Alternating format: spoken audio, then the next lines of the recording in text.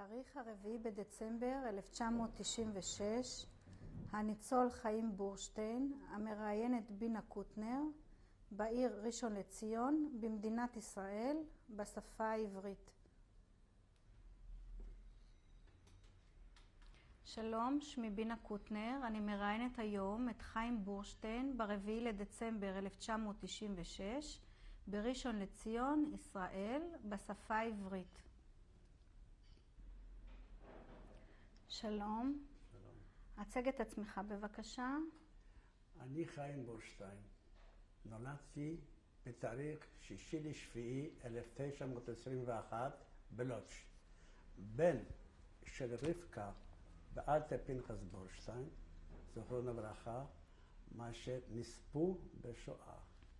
היה לי גם כן 3 אחיות, פולה, אתקה ובלה.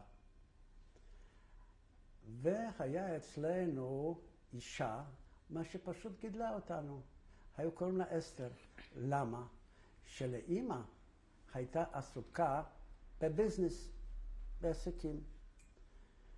ואיתה היה גם ילד קטן, יותר צעיר ממני, היו קוראים לו איציק. והוא חי עד חיומות בפתח תקווה. אני גדלתי עד גיל 10 בערך בסביבה פולנית, ולא ידעתי מילה יידיש. ולהורים לא היה זמן להתעסק איתנו. למה הם היו עסוקים בביזנס? וצעירים, ובהתחלה כדאי לבסס את עצמם. אז פשוט לא היה להם זמן להתעסק עם ילדים. מה היה הביזנס שלהם? הביזנס שלהם היה מחסני של עצים, ולאבא ירות נסע הרבה, היה כל שבועיים היה בא הביתה, ולאמא הייתה עסוקה בלודז' והיא איש העסקים הראשית. והיה מקרה לפעמים, פעם אחת, שאבא הרביץ לי ברחוב. אז הוא אמר, גויים עברו ואמרו, מה, אתה יהודי תרביץ ילד פולני? למה? שהם ידעו שאני הלכתי לכנסייה כל יום ראשון, ואני הייתי מתפלל פולנית, ואני יודע את כל יכבד פחלון יזוס כריסטוס בפולנית, וידעו שחג מולד אני הלכתי עם בובה, והלכתי ברחובות בתור שייגיץ, ולפעמים הייתי מרביץ יהודים עם יוונים, אז הם ידעו שאני גוי שייגיץ. אז אבא הרביץ לי, אז הוא אמרו, מה אתה תרביץ? ילד יהודי, לא קחו אותו למשטרה. צריך להוכיח שאני ילד שלו. ההורים ראו שזה הישג לא טוב. פה זה לא יוצא טוב. אז אנחנו עברנו למרכז העיר, לרחוב זווצקה 18. ובמרכז העיר היו גרים כבר יהודים 99%, אפילו עד 100%. רק מי שהיה שם גוי, זה רק היה משרת של הבית. ותתאר לכם בעצמם שמגוי כזה נותנו לי בית ספר תחכמוני. מה הבית ספר הזה? תחכמוני זה בית ספר עברי. ועד אז איפה למדת? אז למדתי בית ספר עממי ברחוב זקונטנה 21. ואני זוכר אפילו את המורה שלי פרנקל שהרביץ לי עם ביד, שמי שלא בא בזמן הוא לא היה מפריע. המחנך פרנקל. איזה בית ספר זה היה? זה בית ספר עממי. של הממשלה, אבל רק יהודים הלכו שם, לא פולנים, יהודים. אבל אני לא ידעתי מילה יידיש, אז חייתי כמו שגת שם. ומשם עברנו לזווצקה, כשעברנו לזווצקה הלכתי לבית ספר תחכמוני, זה בית ספר עברי. ושם למדו תנ"ך בעברית. גם כן גמרא וחומש רש"י, ואני לא ידעתי, אבל תתאר לעצמם שאני הפכתי בזמן קצר מאוד ליהודי דתי. לבשתי גם כן ציציס, והתחלתי להתפלל והתקדמתי בלימודים, מה שהם התפללו. ולפני הבר מצווה, אז לומדים איך קוראים לזה? דרשה. דרשה. ותמיד המנהל של בית ספר אומר, תראה, הוא היה גוי, תראה איך הוא יודע את זה. ואחרי הבר מצווה, אני הייתי מתפלל יום-יום. הייתי מוצא תפילין. והחברתי ליהודי, לא דתי, מסורתי, לא אכלתי בלי כובע, והכל היה בסדר. אצלנו בבית היה בית מסורתי, לא דתי, הייתי הולך להתפלל כל שבת, אכלנו כשר בבית. והייתי כבר ככה בגיל 14, התחלתי לעזור לעסקים של אבא, הכניס אותי לעסקים. לקח אותי ליערות, לקח אותי גם כן לראות את המחסנים, אבל כבר אווירה בפולניה הייתה נורא. הגויים, האנטישמיות התחיל לגדול, היו כותבים, אל תקנה אצל יהודים. אחד גוי אמר, מה? כמה יהודים יש בפולניה? 3.5 מיליון? אנחנו נעשה 7 מיליון. חבל. אנחנו נעבור אותם, נהפוך אותם במסור על חצי, יהיה לנו 7 מיליון. זה הגוי טוב. הגוי שלי אומר, אתה יודע מה? זה לא יספיק לנו עמודי חשמל כדי לתלות את היהודים. והיהודים לא שמו לב לזה. אני זוכר עוד מקרה אחת, שז'בוטינסקי בא ללודז' בשנת 36. אני הייתי ילד, ההורים הלכו לראות את מה הוא מדבר, ואני גם הלכתי איתם. אני הייתי ילד של אבא ואמא. ואני שמעתי איך הוא דיבר ביידיש. יהודים, אש פה, תיכנסו לישראל. בפולניה לא יהיה טוב. אבל היהודים לא שמו לב לזה. יחידים. מה ששמעו ועשו את זה. היה חבר אחד של אבא, מה שהוא נעשה והציע לאבא, בוא תיסע גם כן, יש לך כסף, לי יש גם כסף. אז אבא, אני זוכר, עזר לו אותו להכניס את כל הכסף בתוך רהיטים. למה שלנו היה עצים ולנו היה נגרים, אז הכניסו. ולפני המלחמה עוד, אז הגויים התחילו לא לשלם לנו את השטרות. הם כבר הרגישו, הרוב גרמנים. ומה להגיד לכם, המצב התחיל להידרדר. והפולנים, גם בממשלה, עשו כל מיני גזרות על יהודים. וזה... איזה, מה למשל? פה קודם כל אמרו, במחסנים שלנו, אסור שגדר יהיה כזה, רק כזה. אנחנו היינו קוראים בורשטיין, אז אמרו, לא, זה שם גרמני. תהפוכו את זה על בורשטיין עם איות, לא אי. וכל מיני מיסים, הם התחילו, פשוט ראינו שהם משפילים אותנו. אחר כך אני התפללתי אצל סבא. סבא היה לו שטיבל, איך אומרים את זה? זה בית כנסת קטן על קושלנה 6, וסבא היה גר בקושלנה 8. ובשבת הלכנו להתפלל לסבא. ולסבא שם היה, על יד איפה גר, היה מחסן, גם של עצים, משהו יותר קטן, והיה לו סוכה, מה שהסוכה היה דו-תכליתית. בחורף הם סוגרים את זה וככה, והיה תענוג שבסוכות אני בא לסבא, וסבא לפעמים נתן לי סוכריה מהכיס, מה ששם היה מלא עם עיתון, ואני לקחתי, והיה כל כך טעים לי שסבא נתן את זה. ולי היו חברים יהודים, מה שיזלנו והלכנו עם בנות, אבל הכל היה, הייתי ילד קטן.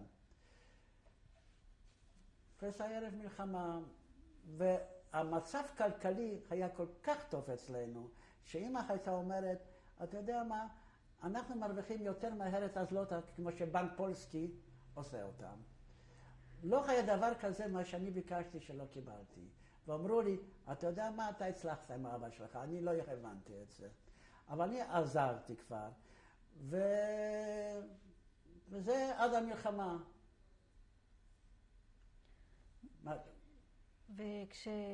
מה שמעתם לפני המלחמה? מה שמעתם שהולך להיות? על מה? לפני המלחמה. שמעתם שהולך לקרות? כן, אנחנו שמענו שבגרמניה יש היטלר, והפולנים אומרים, חכו, חכו, היטלר יבוא אליכם, ואנחנו נגמור איתכם. וזה, אנטישמיות גדלה יום ליום. ורצינו ללכת, לא רצינו, אבל היהודים ישבו על בשר, על צלחת של בשר. פשוט לא חשבו על זה. למה? כל היהודים האלו, מה שהיו חיים, הם זוכרים את הגרמנים עוד לפני מלחמת העולם הראשונה. והם ראו שגרמנים הם אנושים. הם דווקא רוסים עזבו, ובאו גרמנים והיו חיים טובים אצלם.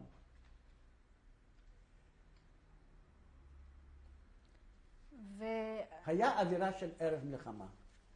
איך התכוננתם לזה בבית? בבית ידענו שערב מלחמה, אבל היו מקרים, היה ב-38 ערב מלחמה, ב-36 ערב מלחמה. דווקא אבא אמר דבר אחד, יהיה מלחמה, אז מה יהיה? אז אני לא אהיה עצים, הילד תפוח אדמה, אנחנו כבר נעשה משהו, נעשה מסחר משהו אחר.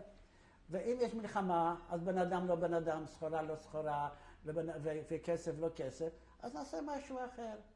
ואז פרצה מלחמה. מלחמה פרצה ב1 לספטמבר, זוכר כמו שעכשיו, ב4 בבוקר משהו, וזה היה יום שישי, אם אני לא טועה. ופולנים אמרו, מגיל 16, גברים, שיצאו על ורשה. ורשה היה עיר הבירה של פולניה. אז בלילה נסענו. בן כמה אתה היית אז? אז תעשי חשבון 21, 39, 17, 18, משהו. אז כל המשפחה נסעה. לבן דוד שלי היה לו סוסים. אז לקחנו 2 סוסים עם פלטפורמה, שמנו כמה דברים ונסענו. נסענו לוורשה. סתם שטויות זה היה. באנו ככה לפנות בוקר, 6, 7, התחיל להיות אור. באו גרמנים, איזה 10 קילומטר, 15, היינו מלודז', באו גרמנים עם אווירונים, והתחילו לעלות עלינו ועשו שם דם. מים כמו דם נשפך. אנחנו ירדנו למטה, אצלנו אף אחד לא נרק, ראיתי שם דברים נוראים. ראיתי ילדה צועקת לאמא, אמא כבר הייתה מתה. וראינו דברים נוראים. אז ראינו שאיפה נלך? חזרנו חזרה. כשחזרנו חזרה... חזרה ללודג'. ללודג'. אז ישבנו. הגרמנים לא היו בלודג'. גרמנים עקפו את לודג' ואחרי שבוע נכנסו ללודג'. ונכנסו ללודג' זה היה או יום שישי או יום שבת. נדמה לי שזה יום שישי. יהודים חזרו מבית הכנסת, ממינכה, ביום שישי, אז באו גרמנים, מה זה מבשים, עם כפפות לבנות, עם חונות, ולא עשו שום דבר. נסעו, ויהודים עשו להם, הם זוכרו את הגרמנים מאז, אבל הם לא הקיפו שום דבר. ביום שבת כבר התחיל להיות שמח. מכות פה, מכות שמה, ויהודים לא יצאו מהבית. יום ראשון, בשעה 9-10, הם לקחו רשימה של יהודים, מה שהיה להם כסף, וגם אנחנו היינו בתוך הרשימה. באו, לקחו 50 יהודים, ואף אחד, אני חושב, יד ושם לא יודע מזה. לקחו 50 יהודים לעיריית לודג' על פלץ וולנושטי. ושמה לקחו אותם, ובא גרמני אחד, פולקסדויטשה. פולקסדויטשה, אם אתם יודעים מה זה פולקסדויטשה, זה גרמני מפולניה, והוא אמר, תראה, אנחנו דורשים 1,000,000 זלוטס, זה היה הרבה כסף, מהיהודים, בלודג' היה 300,000 יהודים, קרוב ל-300,000 יהודים. וה-300,000 יהודים היה קהילה של יהודים, ושם היה כסף, היה עובד. אנחנו דורשים 1,000,000 זלוט. אם לא נקבל אותם, אנחנו חורגים אתכם. והתחיל לרוץ, ולקחו אותנו על יד הקיר, שם היה קיר, והלכנו עם הפנים לקיר, אחר כך אמרו לנו, חצי מטר מהקיר, להסתובב, והחזקנו ידיים למעלה. מי שרק הוריד הידיים, אז קיבל מכות מאחורה, וככה כמה זמן אני לא זוכר, אבל די מספיק זמן. עכשיו, מי היו שם? כל המשפחה שלך? לא, אני ואבא ואיציק. איציק הזה, מה שהיה אצלנו. ועוד רשימה של יהודים, לא לבית שלנו, לפי רשימה. האחות שלי הגדולה, פולה, היא הייתה בלונדינית יפה, יותר גדולה ממני. והגרמנים לא ידעו מה זה יהודים, מה זה... הגרמנים, מי שעשה את זה עשה אסס וכל הדברים האלו, אבל הצבא, הם לא הבחינו עוד בזה. לא ידעו מי זה יהודי, לא הבחינו מי זה יהודי, מי זה גוי. והיא שמה שואלה, אז שם היו קצינים גבוהים גרמנים, והיא הייתה בחורה יפה, בלונדינית כזאת, אז התחילו להתעסק איתה, אז היא אומרת, בגרמנית, מה הם יעשו שם? מי שם בפנים? כמו שהיא לא יודעת. אז היא אומרת, das sind doch Juden, זה היהודים. אז מה נעשו איתם? לא, sie werden ermordet, נהרוג אותם. אז היא שמעה את זה, ולא טוב, היא יודעת שאבא שמה והאח שלה שמה. ואמא גם הייתה על המגרש הזה. ופתאום נכנס גרמני אחת, אסס, עם מספריים ועם סכינים,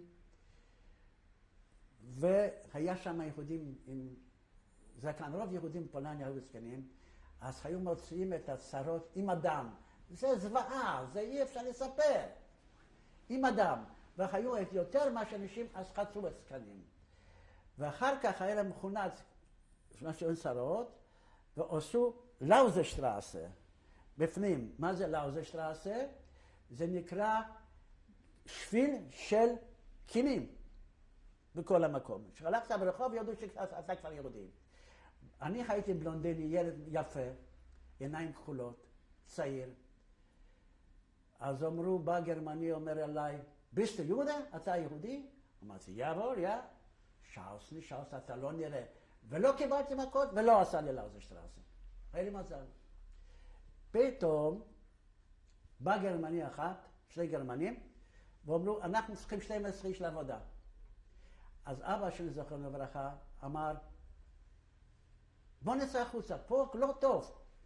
ויצאנו החוצה, 12, אז לא רצו 12, אבא ואני ואיציק ועוד איזה 2 יצאו, עשו עוד מחר עוד עד 12, ויצאנו החוצה, לעבודה.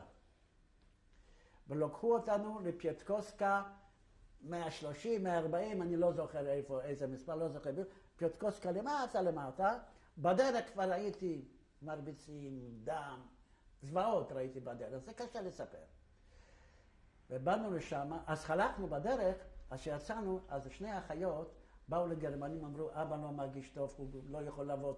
אולי אנחנו נלך במקום אבא, אנחנו שנינו. אז הוא הסכים, ושני הבנות חלקו, ואת אבא שחררו הביתה. ואנחנו באנו לשם, איזו עבודה הייתה שם? היה גדר, צריכים לפרק את זה. בקיצור, הייתה גדר, והיו שם צבא גרמני, והם תעסקו עם שני הבנות, עם שני אז אמרו, שני האחיות אמרו, זה יש לי שם, תביא אותו גם כן. בוא לאכול, שם ראיתי חזרים, גודלים, והם עשו אוכל. הוא אומר, היום זה לופטוואפה, היום זה אווירונים, אנחנו נגמור עם כולם. על יהודים לא דיברו. לא. וראינו שם מכונות עומדות של כהן, מכונות אמריקאיות היה להם. גרמנים לקחו, ואחרי עבודה שחררו את הביתה, אני בא הביתה, סיפרתי מה שסיפרתי, אז אמרתי, אבא, אמא, אני לא נשאר פה. מה שאני ראיתי, אסור לי להישאר. אני בן 18 עוד מעט, אני בורח, כל החברים, אף שהייתה מחלה לברוח לרוסיה. לרוסיה, צדק, זה ברח, זה הלך, אני גם הולך. אמרו, אתה לא תלך. אז ילד בן 18, לא היה כמו שהיום, ילד בן 18 ילד בית. היום ילד בן 18 הולך לצבא. אז ילד בית, לא תלך. לא, אז לא.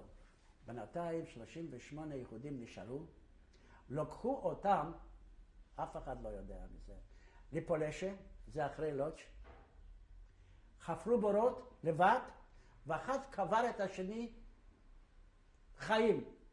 מאיפה אנחנו יודעים את זה? אני לא יודעים את זה.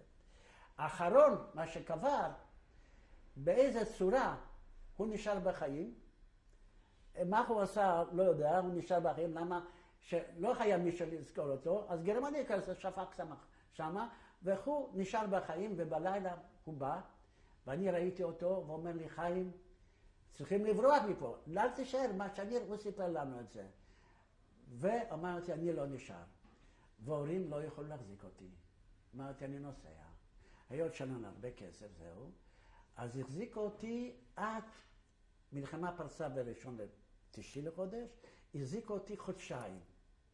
אמרתי, אני עוזב אתכם, אני רץ. אז מה הם עשו? אל תרוץ. תן לך 2 סוסים עם גוי, ונשים דברים, ותסע לוורשה, עם כסף. ונסעתי לוורשה, זה היה חורף. זה הכל בקיצור, אני מספר. אתה יכול להעריך, אתה לא צריך בקיצור. ואני נסעתי, אז עשיתי תחנה בדרך, נכנסנו לאיזה יהודי שם בדרך, אז אני זוכר, הייתי יושן, היה קר, הייתי יושן, יהודים היו עושים לחם לבד, פייקליק, אז הייתי יושן בפייקליק למעלה שלי חם, למחרת נסעתי לוורשה. נסעתי לוורשה, אני לא מכיר ורשה, אז בפולניה, אתם לא הייתם בפולניה, פולניה בתים בנויים לא כמו פה, יש כניסה כמו טונל ו2 חדרי מדרגות, ואני נכנסתי לבית עם הסוסים, בפנים, בתוך הטונל הזה, הבית בנו קודם כל טונל כזה, נכנסתי ולא ידעתי, פרוסטה 10, קוראים לו פרוסטה 10, ובמקרה זה הייתה סביבה של יהודים. קר חיה. אז אני עליתי למעלה לקומה ראשונה, אמרתי, אני אכנס לבוק בדלת, לא יודעת יהודים, ויבקש משהו חם לשתות.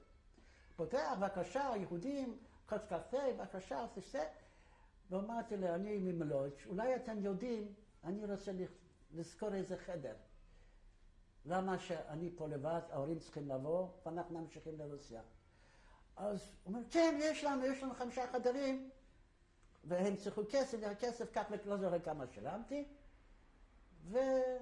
ואחרתי דרך, והפק את הדברים אותו הערב שמתי לחדר, וכתבתי מכתב עם הגוי חזרה, שיש לי חדר, אני גר פה ופה, והכל בסדר. נו, בוורשה אני הסתובבתי בתור גוי. בלי זהו, וכבר ילד בן קרוב ל-18, שייגץ כזה, דיברתי פולנית, אף היום אני מדבר טוב פולנית. אתה סידרת תעודות גם של זה? שום תעודות. אז בפולניה ורשה היה פרוטקטורט. את יודעת מה זה פרוטקטורט? לודז' הם סיפחו לגרמניה, וורשה היה כמו שטחים. אז גרמנים לא שמו כל כך לב לכל הדברים האלו, ולא בדקו בציצות, איך אומרים את זה, בהתחלה. והשם שלך... חיים, חנק. חנק זה היה גם שם של פולנים? שם פולנים, כן. ואני הסתובבתי בתור גוי, שהזכרתי שם גם חבר'ה, ששיגוצים, נכנסתי פה, היה גשטאפו, אני ראיתי שם, לא הכירו שום דבר. יום אחד, אני כותב מכתבים חלקים, אני כותב מכתב, אתם לא באים מהתאריך זה וזה, אני בורח, משאיר הכל ואני בורח לרוסיה. אחרי כמה זמן, איזה חודש אולי, באה אחות אתקה, כסף היה, נותנים גרמנים, שמו כסף, הביאו אותם. באה אתקה, אמרתי, איפה כולם? לא, אני באתי, ניקח עוד כמה זמן, איזה חודש שנים, כולם שם צריכים לסדר בבית דברים, הם באים. בסדר, נחכה עוד חודש.